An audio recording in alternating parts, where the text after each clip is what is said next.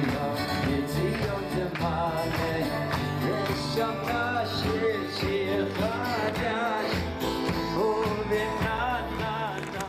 everybody. Thank you so much for joining me this evening.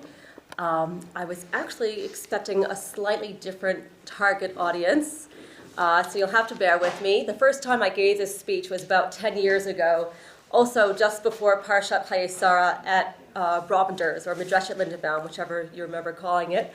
And I started out by asking the audience a question about Kim Kardashian's dress. And this was just shortly after her second marriage. She's now on her third. Good luck. Her second marriage, she was married to Chris Humphrey. Anybody remember how much that dress cost? It made quite a splash in the media. Does anybody know who Kim Kardashian is? Let's just start there. Okay, we just have to know who we're talking about.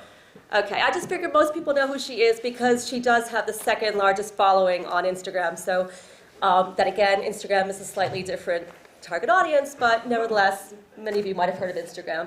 So yeah, anybody remember how much Kim Kardashian's dress cost for the second wedding? I don't know, the third wedding, the second wedding. I think we do not think about it. You don't want to think about it. You don't want to think about it. Anybody want to just throw out a number? Take a guess. Probably less than Venus Williams. Could be. I don't remember how much Venus Williams was. I don't know if that made as much of a splash. But anybody want to throw out a number? Anybody remember how much Kim Kardashian's dress cost? We're talking quite a few years ago, over 10 years ago. Just throw out a number. 100,000. Halavai, it was that cheap, 100,000. Anybody else? $1 million. $1 million, yeah, keep going. 1.5 $40 million. $40 million. Does anybody remember how long that wedding lasted for? Not the wedding, the marriage, sorry. A month. It lasted a month. 72 days to be exact. So basically we're talking about $500,000 per day. That was a really good investment, eh? So, and how much money did this woman spend on learning about how to create a healthy marriage? Anybody know that figure? Zero, as far as we're aware. That figure did not make the media. We don't know anything at all about how much this woman and her husband at the time invested in their marriage. And that's a really sad point, because I think that there's so much in the media about how much you have to spend on your wedding. And I know I hear all the time when I speak to newly married couples that I've helped get into a relationship. I say to them, okay, now you've gotten into a healthy relationship and you want to get married, great. Now's the time you really need to invest in making sure that you have a healthy, long-term marriage. And people turn to me and they say, but I can't afford to spend money right now on getting my marriage really great because I've got this big wedding I got to splash out for. And I say, save on the wedding, save on the couch and the furniture and whatever, get some secondhand stuff and invest in this so that you'll have that furniture to live on later on. I don't know if any of you guys remember in the movie Harry Met Sally, and Billy Crystal makes this joke about his divorce, and he says, in about 10 years' time, we're going to be going to the lawyers of, you owe this, I owe that, let's call the whole thing off, right? Because so much money and time and thought is spent on the material aspects of the marriage, and so little is spent on building the emotional capacity, building the emotional wealth of the relationship. And when I was doing a lot of work, when I started out, 20 years ago or so, working with couples, so many of them had said to me, oh, if only I knew this, if only I knew that before I got married. And I said, this seems a little bit, what we say in Israel, we call it hafuch al hafuch. It seems like so many people are learning things about how to have a good, strong, healthy relationship when it's that little bit too late, when they're no longer motivated to be together, when they no longer feel like they really want to do the work. And the time that people really want to work on the relationship is when they actually feel in love. And unfortunately, that's the time when we have the least amount of resources, often, because usually we're young, we haven't built up a lot of resources yet, but that is the time when we really need to do the most investment in learning how to connect with each other and learning all the tools and skills of good communication and understanding all the underlying things that could make a relationship go wrong. So, I'm going to just explore with you a little bit about some of the key things that I picked up from the couples that I've worked with and the singles that I've worked with and people who've been in relationships and come around and decide to do it a little bit differently the second time around as well. One of the things that I see is that many of us want to be in a relationship so badly that we tell ourselves the best way to find love is to surround ourselves with as many people as possible, go out on as many dates as possible, and hopefully the right person will just appear. Hopefully, there'll be really great chemistry, and we'll just connect, and we'll fall in love, and we'll feel that connection, and the chemistry will save the day. They'll guide us into being together. And what they end up missing out on is really knowing themselves, really taking the time to invest in who they are and what it is that makes them tick and what it is that they really need from a relationship, what is it they need from themselves, and what is it they want to achieve from a relationship, what are some of their goals that they have for being in a relationship. This somehow completely goes missing. I can remember couples that I've worked with who were together for years, and they could not identify any of their goals. And they were together for years. And they said they have a great time when they're not arguing, but they don't know really why they're together. And if they don't know, well, I certainly don't know. I mean, they don't want me to start creating this whole picture for them. I mean, unless they do, but then they'll be having my marriage, not their marriage, and then that might not really work out too well for them. So the first thing that I think people really need to do is to really spend time alone. Now, that doesn't mean that they don't ever go out, they don't have a good time, but they really need to be able to be on their own, to feel bored. This is something, kids all the time, they need to be stimulated, especially in this generation. I know it's certainly in the past 20, 30 years. Kids constantly feel they need activities, and helicopter mom things came around, and they're being shuttled around, and kids think that they need to constantly be stimulated, and that's probably the worst thing that we could do for our children. That's the worst thing to do for ourselves, because if we don't ever know how it feels to hear the silence around us and to be able to feel that aloneness, we'll never really be able to feel comfortable being with somebody else. We'll never really be able to know what we're missing, right? And this is a really major part of being able to feel intimate with somebody else. We need to know what it is that we need from ourselves in order to fill up our space. Because what often happens is people look to their partners to fill the space for them. And what happens when the partner isn't doing it for them in the way that they want it to be done? And how is the partner exactly supposed to know how it's supposed to be done if the individual doesn't know for themselves? Far too often I see couples who say to me, well, I'm married to him, so he should know what I need because he married me. But that person never communicated what she needed from him in the first place. And that's where things get a little bit pear-shaped. So the big problem with not spending time on our own and really taking time to invest in these things and figuring it out for ourselves is that we end up choosing partners who just fill some void of loneliness, right? And we expect our partner just to fill that void. What is our relationship really about? What are the goals in this relationship? And not knowing how to be truly alone might mean that we don't really know how to be intimate in a truly meaningful way. And lots of couples end up feeling like they're not really fully connected, or they're fighting a lot, and they don't know how to spend time with each other. And oftentimes the fights end up being more about how much time they each feel they need to spend with each other, and they end up sort of missing each other, and this time works for this one, and that one doesn't work for that one. But the fight isn't really about how much time they're spending with each other. It's really about this fear of actually being together in the same room, in the same space. What are we really going to talk about? What do we really have that brings us together? What are our points of connection? And I say this, that's one of the first questions I ask a couple when they come and see me. I say, what are your points of connection? And oftentimes I get these quizzical looks like, what the heck is a point of connection? What does that mean to be connected to somebody? And yes, it is something that you build over time, but I assume that if a couple is coming to me, that means they're pretty kind of sort of serious. So I kind of would have thought that they would have thought about some of these things even well and truly before they come to me. And oftentimes it goes missing. Sorry, did you want to ask a question? You used the word intimate twice. How are you defining the word intimate? I'm talking about emotional intimacy right now, generally speaking. Yeah. Physical is a different thing, but yes, I'm talking about emotional intimacy. Thank you for clarifying that. So there are lots of reasons, just talking about emotional intimacy, there are several reasons why emotional intimacy can be scary for some more than others. And this has a lot to do with our attachment to our parents. So, and I'll talk a little bit more about attachment. It's a whole issue in and of itself. There's many, many books written about it. But basically, if we didn't feel safe sharing our full selves with our parents and being able to be vulnerable with them, it's almost impossible to be able to do this with someone else. Now, by healing these wounds, we could then feel safe to do this with the love of our life.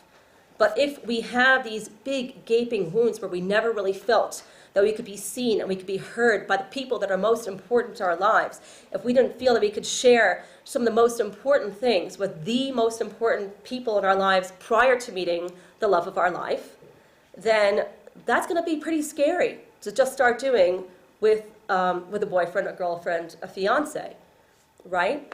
I remember I was working with this woman who was struggling with, she was a single woman, she was in her early 20s, and she was really struggling to communicate with her father effectively. She felt that her father was a bit controlling, and he was just like, come on, just get on with things, just, don't dwell on stuff too much. And she really wanted to be able to share how she felt about certain things with him. She was a very emotional person. And I said to her, it sounds like what you need from a future partner is someone who's going to be very emotionally strong. And this might be something you want to consider putting in your profile. And when I said this to her, she just was like, oh my gosh, if I say that I need someone who's emotionally strong in my profile, well, what does that say about me? That says that I'm so needy. And I said, no, actually, it takes a really emotionally strong individual to be able to say, I deserve somebody who's emotionally strong. Magia li, someone who is emotionally strong, right? And unfortunately, this is something that I come across time and time again. People want someone who's going to be emotionally strong for them. They want somebody that they could really share their deepest, most intimate selves with. But when it comes down to brass tacks and really being able to do that, they are scared half out of their wits because they weren't actually able to do that, early on. And that's something that can be healed, but it's something that takes a really strong individual to be able to do that, and it takes a lot of vulnerability. But it can be done, and it's a really important thing to be able to do because it's really the difference between having a good, strong, healthy, emotionally connected relationship versus one that's a lot weaker and a lot more flimsy and superficial. Okay, so I'd like to talk, I mentioned attachment theory. Anybody in the room know what I'm talking about when I say attachment theory? Sort of? Somebody? A few people? No, don't be shy. Quantum physics? Yep, we have somebody in the room. Okay. All right, so I'll go ahead and I'll define it. So there's this psychiatrist, an English psychiatrist in the 1960s. He was born to English aristocracy, and he had a really great attachment. He was very connected with his nannies. Didn't have much to do with his parents, but he had a very good, strong attachment and connection to his nannies. And for some reason or other, his very first nanny, who he had the best connection with, was fired when he was about 3 or 4 years old. And this completely gutted and decimated him. And he subsequently had many more caregivers along the way. And he was put in boarding schools from a very early age, from the age of 7 or 8. And this was the foundation to wanting to understand to learn about the psyche of human connection and human relationships. And he went on and did a lot of work with people like Mary Maines and Mary Ainsworth and Winnicott and all these other famous psychologists who wanted to understand the connection between parents and children. And basically he came up with this amazing, groundbreaking theory about how the way that we connect with our caregivers is a fundamental starting point to how we're going to connect with future partners, romantic partners. So basically, he said that there is basically 3 basic types of attachment. We have a secure attachment, we have an ambivalent attachment, or we have an avoidant attachment. And now we know that we have a lot more of a mixture of all of these. And there's also been a 4th one now, there's a disorganized attachment. We'll leave that one on the side for the moment. But basically, a secure attachment looks like this. Let's say you're a kid, you're going to gun, your parent takes you to gun, and you have a secure attachment with your parent, and basically you drop the kid off, the kid gets a little bit sooky and sad and says, oh, mommy, don't leave me, cries a little bit, you leave, the gun addict takes over, and everything's honky-dory, and the child's playing for the whole day. You come back, you pick the child up, they're thrilled to see you. That's basically a secure attachment. Then on the other side of the spectrum, we've got what's called an avoidant attachment. The avoidant attachment looks like this. The parent brings the child to gun. The child couldn't give two hoots whether the parent leaves them or not, because they don't really have any connection with them whatsoever. They don't believe that this parent, they don't know how the heck they got into this relationship with this parent in the first place, because the parent shows no connection, no love, no affection for this child. This child learned very early on, probably in babyhood, that this is not someone they're going to ever be able to rely on. So they got a gun, the parent drops them off, the child makes a huge ruckus for the gun addict because they can't connect with anybody because they've never learned how to connect with their parents. They are picked up from gun, they have a whole song and dance, they don't really want to go home, but they don't want to go anywhere because they don't feel connected to anyone. You could just imagine what that child is like trying to find a relationship down the pike. Then you've got the anxious attachment, and this is a challenging one because this anxiously attached child feels sometimes that they feel connected with the parent, and sometimes they don't. And sometimes the parent wants them in their lives, and sometimes wants to connect with them, and sometimes they don't. And it's not on their terms. They have no control whatsoever over this relationship. And what happens is, now let's fast forward to the romantic relationship, is this anxiously attached child will often go for which kind of person? The secure and anxious or avoidant. Which one does that anxious child go for? The, lucky guess? No, Halavai they want for the secure one because then they'd be doing well. They go for the avoidant one, right? They always go for the avoidant one because the avoidant one helps them really recreate that feeling of anxiety. It makes them feel like it becomes this pursuer-distancer type of relationship, and they're constantly feeling like they're going for the wrong one. And it's not that they're going for the wrong person, it's just that the way that the relationship is played out, this pursuer-distancer, this desperate seeking, that freaks out the avoidant person because the avoidant person thinks, why are you going for me? Why do you like me? What's wrong with you? And that creates a really challenging dynamic. And that's something that often comes to my office, that pursuer-distancer type of relationship. Basically, the more that we understand what attachment style we are bringing into a relationship, the more that we could heal this stuff before we find our partner, the more able we'll be to hang on to ourselves. The less anxious we'll feel, the more calm we'll be, the more we could take responsibility for whatever stuff we're bringing into the relationship and not blame the other person for not holding on to their stuff. And obviously, the more responsible we could be for whatever it is that we bring into the relationship, the less likely we'll have strife. Okay, so understanding your attachment, it's a good way to go. Okay, then we've got this whole issue of communication failure. So what is it that makes communication often fail in a relationship? It's because of the fear that's sitting behind the communication, behind it, what it is that you want to say. It's not a lack of information of how to communicate, but what really causes bad communication between couples is this fear of really being seen and being heard. And this is what I see with the disorganized attachment, right? So this is a person who is often very traumatized. They've had lots of abuse, lots of neglect. But I often will even see it in the avoidantly attached person, where a person just has never really been seen or heard by anybody. And it's the thing that they want the most, but they're scared of the most because they've never actually had that.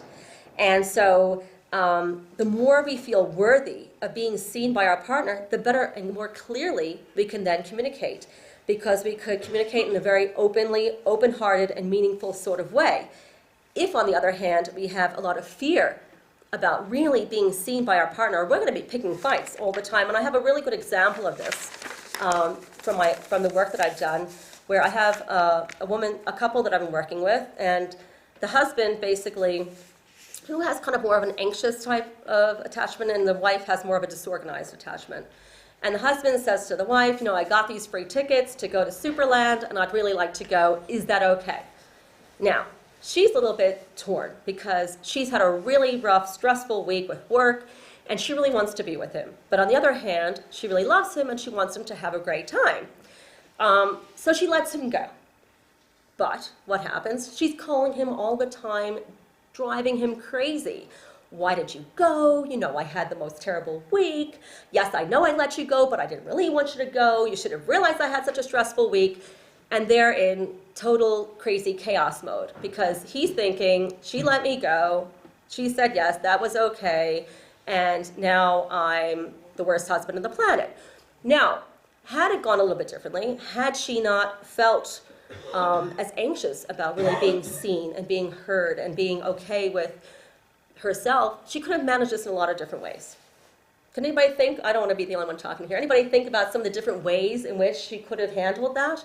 If she was a little bit more secure within herself, if she felt that she could be seen or heard? There's a lot of different ways this could have played out. Anybody? But did she ever tell him she wanted to be with him, particularly at that time? Right. So if she felt more secure, she could have said, look, honey, I know you want to go to Superland, but you know, this voucher is good for like a month or something. Maybe you can go a different day and spend today with me.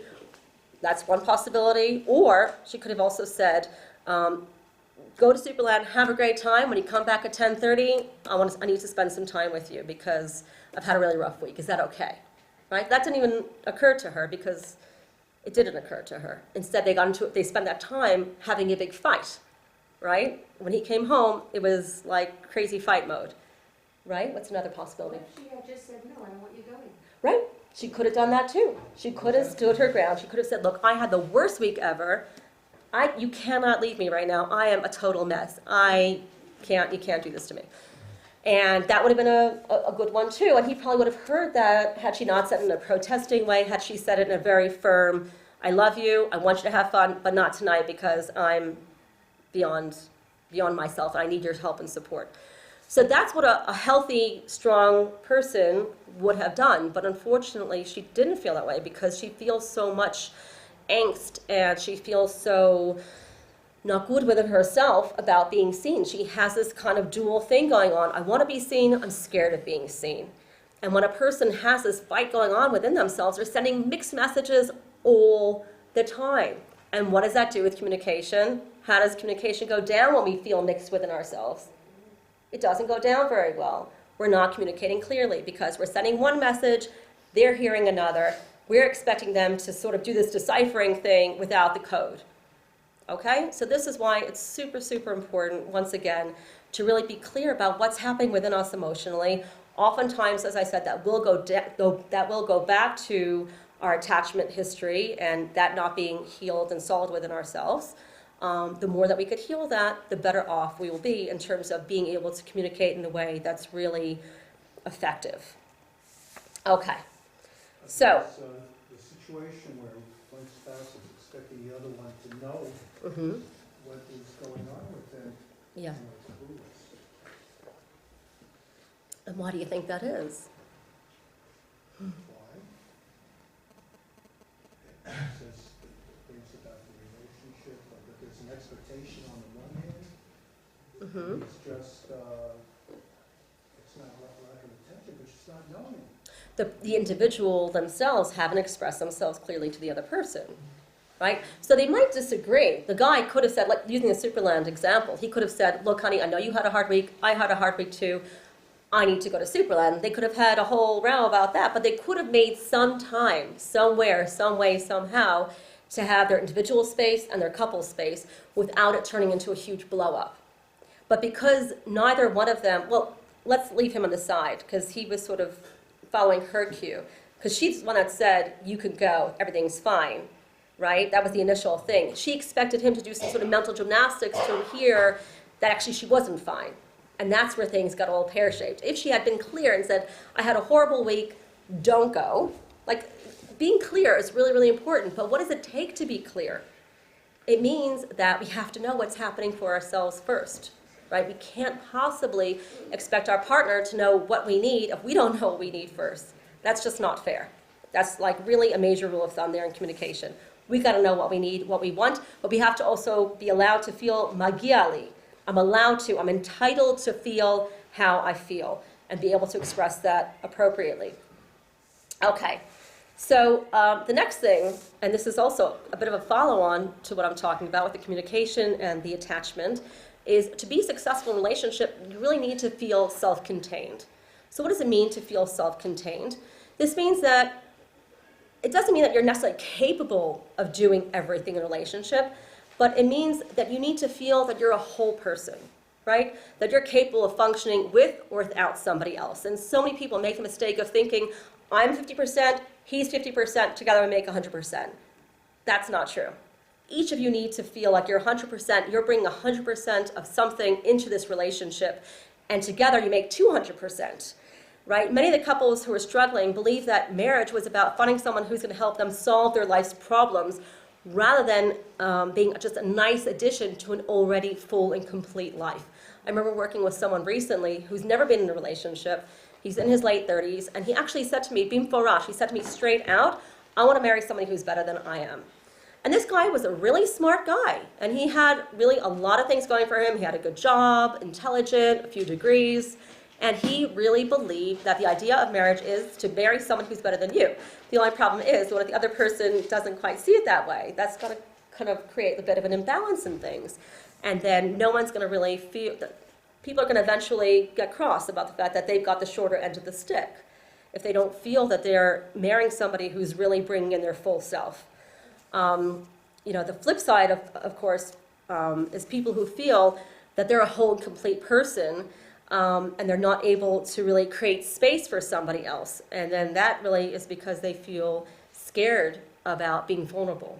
They feel scared about allowing somebody to be in. And I know in this day and age, where we're really encouraged to have these very full careers and full lives, and that's a wonderful thing, but we need to know how to create some space so somebody can actually come in.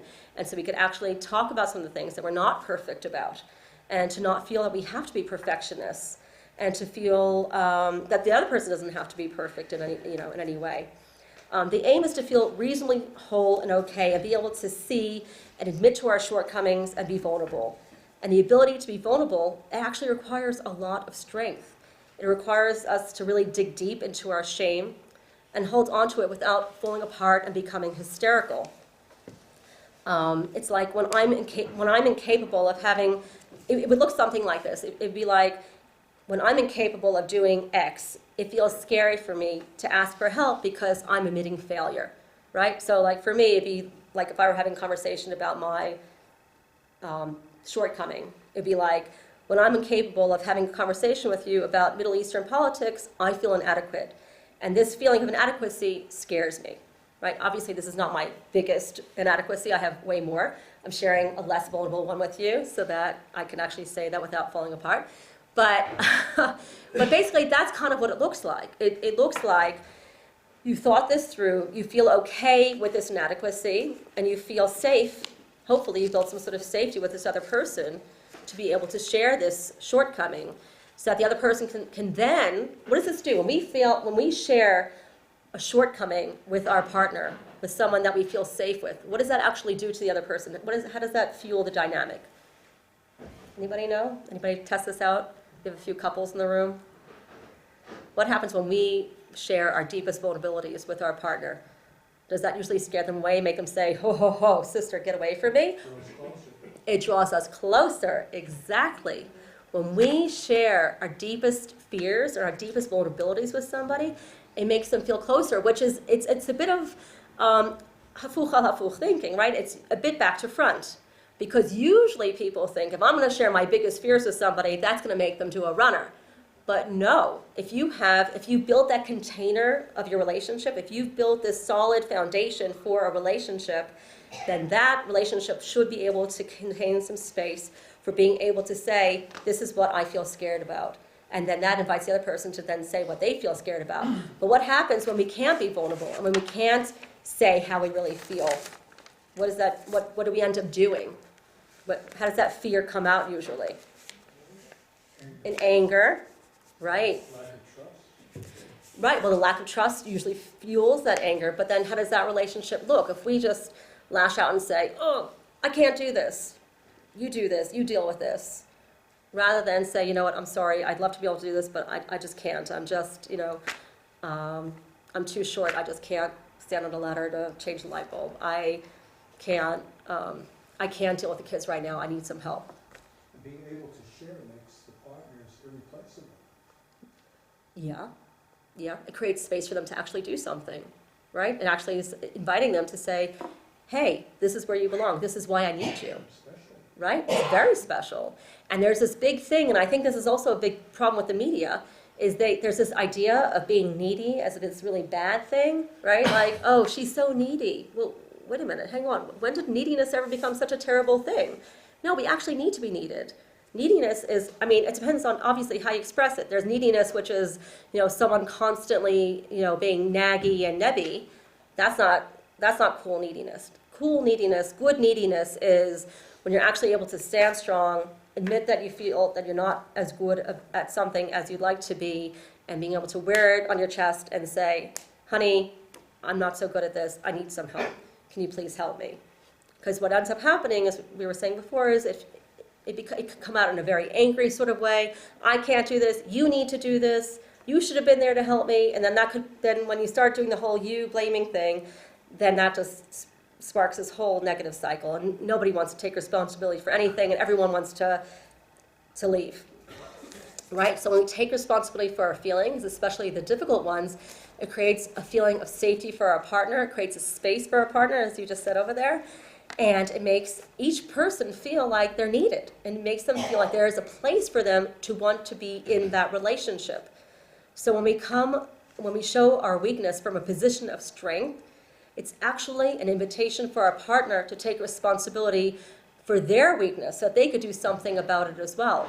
So like when we say, oh, I'm not so good at this, can you help me? The other person actually then starts to think, well, hang on a minute, what am I not so good at? What do I need help with? And then they could all, creates, that makes them feel safe enough to express something that they feel not so good and not so strong about. Okay. Any questions? I know I'm kind of zipping through this a little bit. What was the person's name that you mentioned earlier on about the... Dr. John Bowlby, the attachment theory guy? Yeah, Dr. John Bowlby. It's Bowlby. Okay. So the other thing is, so we were talking about just a moment ago about how you have to feel like you're a full person in order to enter a relationship. You can't be like a 50-50 person. The more that we actually feel we have to offer a partner, the less you actually require. And this is something that comes up all the time, especially with really strong women who've built themselves up, and they often feel like, that they need someone who's at the same academic level or the same ability level as they are. But really, the more self-contained we feel, the less demand and strain we place in the relationship.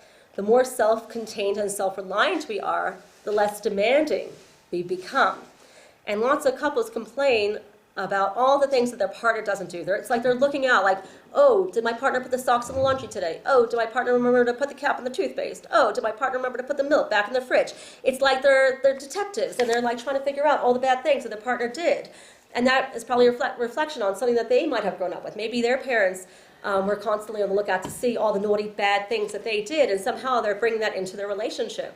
But what happens is, if we really actually allow ourselves to feel like we're strong people, and this is something I see with a lot of couples where like one is maybe a little bit more OCD and the other one's less. And OCD, I think, is like, if you're going to have something, it's a good thing to have, because it certainly keeps the house clean. But obviously, I wish I was a little bit more.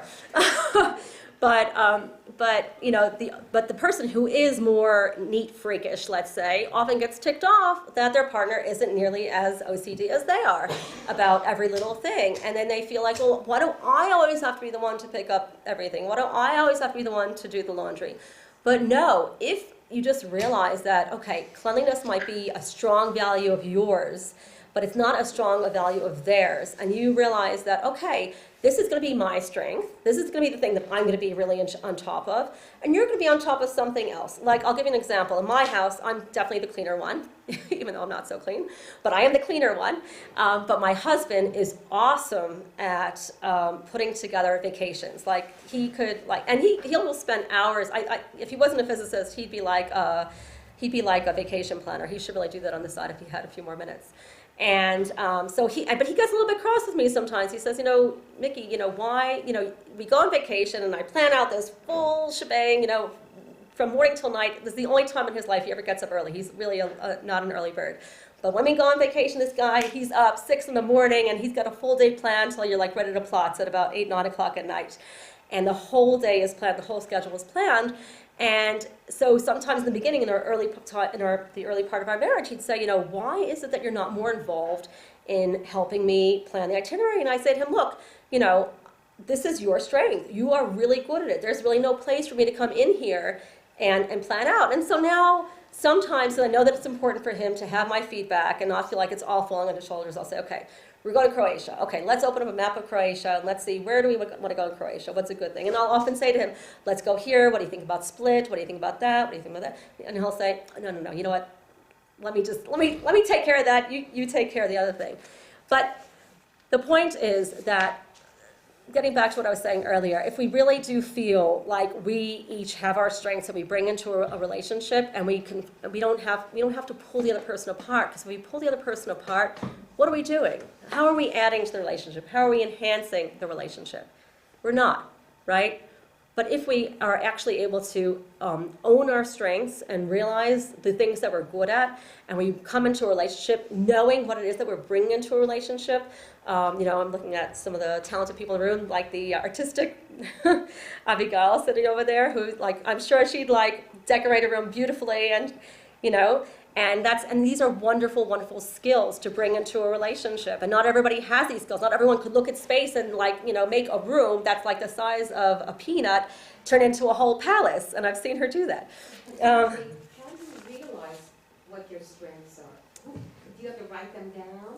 You have to think. I mean, it takes a lot of thinking in order. Yeah. Does somebody else have to tell you? Well, that goes back to the point of really spending time on your own and really thinking through who you are and what you really bring to a relationship. If you're not aware of that coming into a relationship, if you're not aware that these things are important to you coming into a relationship, if you're not aware of the fact that you want to live in a palace, let's say, and then you end up marrying a person who's happy to live in a tent, that relationship's not going to work out too well. If you are really married to, if that's your core value, that you want to live in a palace, if you want to live in the shtachim and your partner is fully left wing, that might not work so well. I mean, you might have to live somewhere in the middle, like on Derech Hebron or something, on either side. So these are things that you really need to be aware of. So the couples that I don't see are the ones who don't take things too personally. They're the people who, their partner might be a bit of a slob, their partner might, not always be as clean or as tidy as they like, but they're able to suck things up, and they're able to say, look, this is not their strength, this is not something they're good at, luckily I am good at that, and I'm gonna be okay with that. And I could think of a couple, a really bright couple that I work with. They both happen to be doctors, and the woman was definitely more clean than the guy. Not that the guy was a slob by any means, but she was just that little bit more pedantic about cleanliness. And she was so upset initially about the fact that he wasn't complimenting her for the extra efforts that she would go to. But why didn't he compliment her for these extra efforts? Because he didn't even notice that the dust was over there, or there was a sock over there. She just noticed all this stuff. She was just very detail-oriented in that way. And this was just something that his brain just didn't go to. And when she was actually able to see that it wasn't that he was not appreciative of her, it's just that he just doesn't have that same level of awareness, she was able to just let that completely go. And that was a fight that they no longer had. She was like, okay, I'm just going to be much more in charge of all this stuff. He's going to be in charge of the stuff that he's really good at, and we're just going to be happy to go on like that. And the more that we can contain our anxiety about these things, the less we take things personally, the less of an issue we'll make of stuff, and the more we'll have happy, pleasant times together. Okay. This brings me to the whole point of distinguishing between needs and wants. Right? Does anybody know what I'm talking about when we talk about a need versus a want? Would you like to? Nodding? I mean, I don't know if I have a definition. I mean, need is, I guess, something that, like a physical, not even physical, like emotional, something that you feel like without it you're chaser. Yeah, you're not full of yourself. It'd be nice, but I can live without it. That is exactly the perfect definition. Exactly. Right? A need is something, if I do not have this, if I do not live in a house that's at least 200 square meters, something's chaser. I'm just throwing it out as an example, and that's obviously a joke living in Jerusalem. But a want is something that, yeah, it'd be nice to have, you know.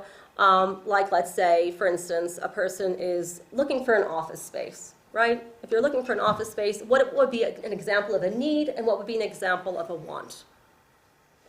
Anybody have any thoughts? Anybody work in an office? You need a desk and a chair. You need a desk and a chair. That is pretty much a need if you're going to work in an office space, right?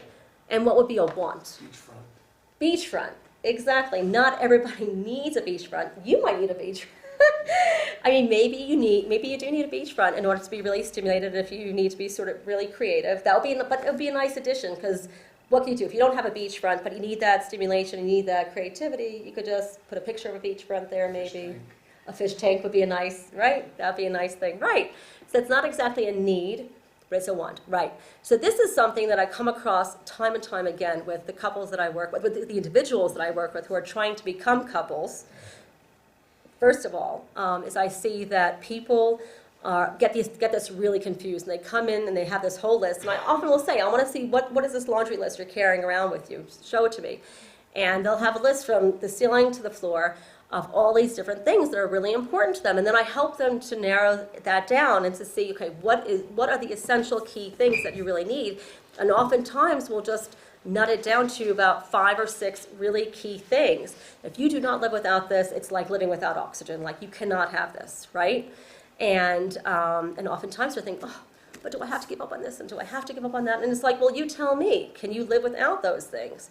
And so oftentimes people get, this needs and wants thing really confused. I'll give you an example of a couple that I was working with who it was not their first marriage, and they had children, and they chose each other because they loved the fact that they were very carefree, they seemed very easygoing, and they loved nature, right? And that was the thing, that was the point of connection. That was the thing that they really loved about each other.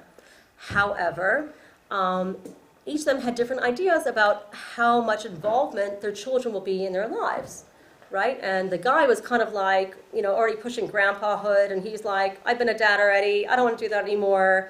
And the woman came in, even though they're almost the same age, the woman came in with a pack of children who were going to be a part of their lives. And he was like, well, wait a minute, I didn't really want so much involvement. Like, they're supposed to be at your ex-husband's a little bit more, and now they're here, and what's going on, right? So oftentimes, like, if they'd really talked about, what are their needs in the relationship and what are the key things that are really important to them. For her, it was about building her family and making sure that was a front and center important part of her world. And for him, he was like well and truly past that and thinking about all the hikes and the fun stuff they were going to do.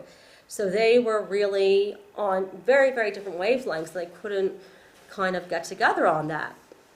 So that's really pinpointing what are your essential needs in a relationship at any different point in time.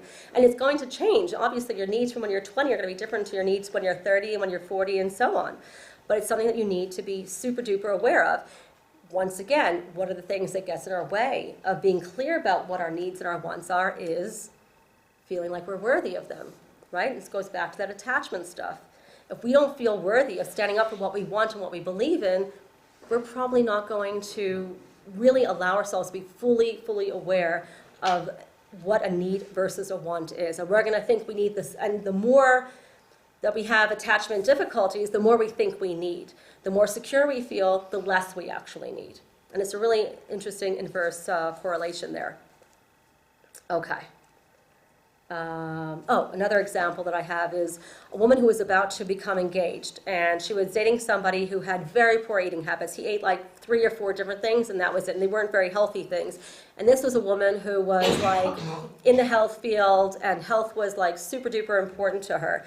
And even though she really loved this guy and she felt really connected to him, she constantly was coming back to the fact that she was really thinking ahead, and she was really thinking to herself, hang on a minute, how am I going to establish a relationship with this man if every meal he's going to be eating his 3 things and I'm going to be like wanting to have like more vegetables and fruit and stuff like that, and the kids are going to be like, oh, well, daddy's eating this, so why do I have to eat that green stuff over there? And she could already see ahead and think about how this is going to be a constant source of tension for them. And she actually did end up breaking that off, and she felt very, very content with that. Now, other people would be like, okay, so you eat this, I eat that, that's fine. You know, everybody would have a different idea about that, but for her, it was just the sort of thing that was so nagging for her, and so it was such a source of stress for her that for her, eating healthfully was a serious need that could not be taken off the list. So these are things that we need to really be aware of and talk through and think about, because these are the sorts of things that can cause a tremendous amount of strife and tension in a relationship. Can I say something? Sure. Do you find that some people get into a relationship and say, I'll be able to change that, or work, you know, Yeah. even though we have different needs, it's okay, because I'll be able to change it, we'll work it out. It depends what it do you is. say then? So it depends on what it is. So then I would really say, is this a need or is this a want? If it's a want, then I'll say, it'd be nice if you could change that. And if you don't, you could live with that. You could live with the, you know, like you could live with the fact that they might not dress as nicely as you'd like, if that's not important to you. But if you are the sort of person that needs to dress like you're shopping on Fifth Avenue every day and your partner is not going to be coming up to that, that's going to make you crazy, right? So you need to really think that through. Okay. So that's where really being aware of whether it's a need versus a want really is an important distinction point. Okay. Okay. So this now brings me on to the whole issue of and significance of flexibility. Flexibility in a relationship. Now, Dr. David Olson, who is he's a PhD from the University of Minnesota. Anybody hear of Dr. David Olson? He's like an amazing guy. He created what's called the Prepare Enrich program about 35, 40 years ago. He's now retired. And he identified the 10 key areas where couples will almost certainly argue or have a fight. And one of the areas that he looks at is flexibility. And he looks at how flexible a couple is. And he says that if a couple is incapable of being flexible, then this couple is going to have a lot of strife. And even if one of you is flexible and the other one is not, they're going to have a lot of strife. So this is an area that you really need to work on. Now, obviously, if a couple is too flexible, I mean, you know, there has to be some sort of happy medium, right? You can't be totally flexible so you lose yourself, right? That's not going to work. And you can't be inflexible to the point where you become controlling. You want to sort of meet somewhere in the middle. Because what happens is one ends up feeling like they're being controlled, and the other one feels like they're being controlling. Right? But the more we're actually able to say, you know, what we say in Hebrew, lifargen, the more we can say, okay, you want to do that, she'll be right, you do that.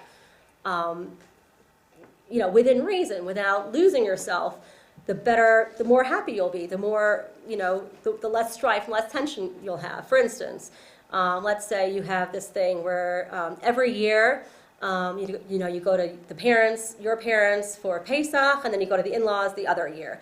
But then for 1 year, it doesn't work out that you go to the other one. So you got to find another plan, right? That's like a once a year example. That's not usually going to cause a lot of strife. But usually it's like kind of things in the day-to-day, like being flexible about your schedule, like who's dropping off the kids, who's picking them up. Can you work around each other? If suddenly, you know, you get sick, what happens? You know, and it's your role to do this, that, and the other. Can the other one sort of pick up the slack? Or is that going to cause like World War III, right? So it's about really being able to be flexible in how you operate. If one person's job is to make Shabbos, the other person's to cook for Shabbos, the other person's job is to do the cleaning. Can you mix that around sometimes, right? The less our partner makes an issue and demands about how they want to live, and the more they show you that your happiness is paramount, the more your partner will love and respect and appreciate you, because every relationship is dynamic. So the more that you could be flexible, the more that you could show that you're putting your partner up front and center, the more that your partner will want to do that for you, because every relationship is a dynamic. And this is something that Dr. Sue Johnson, who is the creator of emotional focused couples therapy, this is one of her hallmark discoveries, is that when one person does this, the other person does that. And when the other person does that, this one does that. So for instance, I mean, in the push and pull department, right, when one person feels angry and they shout at their partner, right? What happens is the other person either withdraws or attacks back. And if that person withdraws or attacks back, how is that going to then feed the cycle? How's it going to affect the other person? Now we could reverse this cycle if we understand what each of us is doing in the cycle, in this dynamic, right? If we can feel really flexible and really giving towards our partner, right? Then that makes the other person feel loved and cared and held, and then that makes the other person want to give to you, and that's what fuels the positive cycle of the relationship, right? So it's really about, but obviously we have to feel entitled to this as well, and that goes back to the attachment thing. Do we feel that we're worthy of being loved and held? And when our person really does something good for us, can we trust that? Can we trust that that person's not being manipulative? Because that's something that often happens. Oh, that person's just cleaning the toilet because that person really just wants me to be intimate with them, and I'm not talking about the emotional kind, right? That's often something that happens with couples, right? Oh, that person's just made me a good meal because they really want to be able to go and watch the cricket for 5 hours, right? That's not the kind of goodness that we're talking about. But oftentimes, if we've been raised to believe that we're not really worthy or we're not really entitled to goodness and kindness, we're going to automatically think that this person's doing something good for me because they want something back, rather than this person just wants me to love them, right? So that's something we really need to work on, that trust. Okay, and to see that time is drawing on. So I'm just going to go to the last thing that's a really essential ingredient in couple relationships, which is hope and belief. The more that we believe our partner, this is carrying on from what I was talking a moment ago, the more that we believe our partner wants something good for us and isn't out to get you, the more of a calm environment you'll create. And if, on the other hand, you're jumping down their throat all the time and you're trying to account for all their actions, the more that mistrust is going to live in your relationship. Now, if hope and belief and trust are trigger areas for you, then what you need to do is you need to analyze that. You need to think about, where does that come from? Why is it that I have such a hard time trusting and believing that my partner wants good things for us?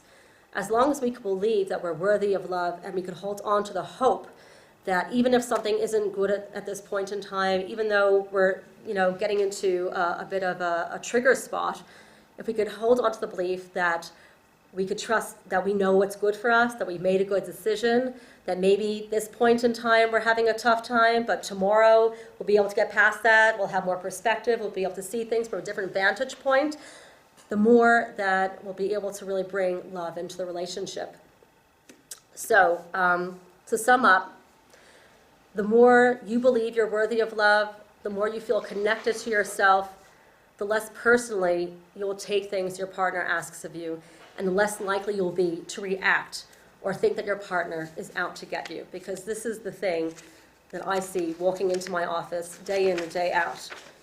The more that you could heal some of your old attachment wounds and work on feelings of believing that you're truly worthy of love, the more options will jump out at you, and the less likely you will be to sabotage them.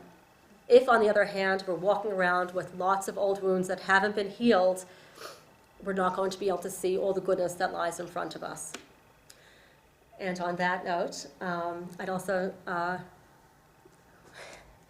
just like, pardon me, to acknowledge the memory of the 11 people who are unfortunately murdered in Pittsburgh. I meant to start out with that. I'm actually glad I didn't. It's a very sad time for Klal Yisrael, and I think that the more that we could bring love into the world, the more that we could really create a lot of healing. Thank you.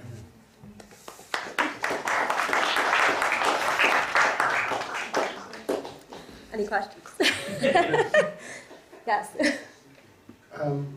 Before I ask the question, may I ask, do you counsel mostly Jewish couples, or do you include other religions as well? Okay. I started out working in Australia almost 20 years ago, and I started out counseling almost exclusively non-Jewish people, but I work with people all around the world. Yeah. So some of them are Jewish, some of them are not Jewish.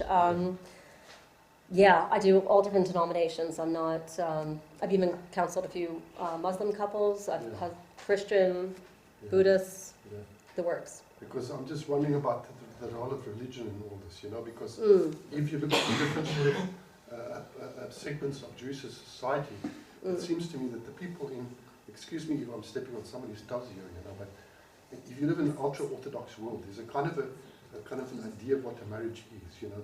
The husband goes to Kollel, and Right. the woman prepares Shabbat, and that kind of thing, and they sort of. But they have challenges too. But if you become more secular, you get this Hollywood idea that if you run to each other, the sort of the stars are singing and stuff. Yeah. Yeah. Can you make a comment on that? Yeah, thank you. That's a really excellent point. I think that Hollywood definitely has wreaked havoc on our relationships, especially with this whole idea about neediness, this whole idea that it's such a bad thing that we should need somebody. I think needing someone is the most important thing. To not feel like we need someone and to not feel needed by someone is like, what are we doing here? What's the point of being in a relationship? So I think that going to the media to learn about how to have a relationship is not the best place. I think there's a lot of other good models that we have out there that we have to, a lot of good resources, and we really need to avail ourselves of those because I think relationships have come further and further afield since the beginning of, certainly since the beginning of the technology era, I would even say the Industrial Revolution, I think has really made it much, much more challenging to have happy, successful relationships. And of course, traumas, wars, things like that have made it really, really challenging to have two-parent, partner relationships. I mean, a generation or two ago, people went to a matchmaker. And some do too now. And they sort of put up with each other's idiosyncrasies. Now, if the other person's not quite perfect. Well, I have to say that just to put up with someone isn't necessarily a great model for your children either. And I've seen those marriages not go down too well either, because then couples think, this is my model of a good relationship. Two people who live in a house and have nothing to talk about and don't really communicate in any sort of way. Like, what's that? So it might look pretty to the outside world. Oh, this couple, this family, they're married and blah blah. That's not a good relationship. I think what children really need to see is parents who know how to have good, strong arguments and recovery. Recovery is the key thing. That's something that Sue Johnson, another chiddush that she brought into the world of love, is that the more that we could have a good old-fashioned fight and recover from it, and recover well, then we'll be on the road to, and that actually makes you stronger. When you know you can have a really good, strong fight, and not fight dirty, clean fighting, not too much, not bad language, not punching, no violence, but just good, this is what I feel, this is what you feel, and just working it through. The role of religious perception plays in this relationship. Yeah, I think that's got to be like a whole different subject. I don't know if I could really answer to that just now. Sorry. Never sleep on wrath is from Chazal now, probably. You mean you should always Never go to bed without never go to bed angry? without taking care of. Yeah, I don't know if I agree with that. Because I think sometimes you got to let it lie a little bit. Because I think sometimes when you have a conversation and you're angry and you're sleep deprived, well, you might say things that you'll regret in the morning. So sometimes going to sleep, gives you a bit of space, clears your head out a little bit. Or just take care of it really quickly. Or just say we're gonna agree to disagree, and we'll talk more about it when we have clear heads. That's a good way to go. If you could do that. Agreed. Good. Thank you. Any other questions, thoughts, ideas? Was I so clear? Wow. Or are you just struck? Do you think that at the end of the day, Yeah. the healthier relationship is one based on mutual respect and mutual interest, or we always hear opposites attract? Ooh, that's a very good one. Could you repeat the question? Okay, so his question was, do I think that a healthy, good relationship is based on mutual respect, or do I believe more that opposites attract? Okay, it's a good one and it's a tough one. I think that mutual respect is always essential. You definitely need to always respect each other, and you can have opposite ideas and perspectives, and I don't think one has to go against the other. I think it's really good to have different types of brains. I know my husband has much more of an analytical brain, and I have more of an emotional brain. And I think that when we put those two brains together, we come up with something that neither one of us would have ever come up with if we were just on our own, or if we were two of the same types of brains.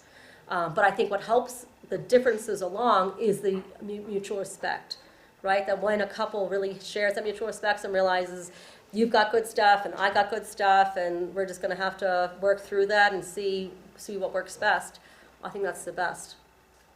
Does that answer it? In dating relationships, Mhm. How much should you be in the approach to discussing the attachment style? So I think it depends on what stage of the dating you're at.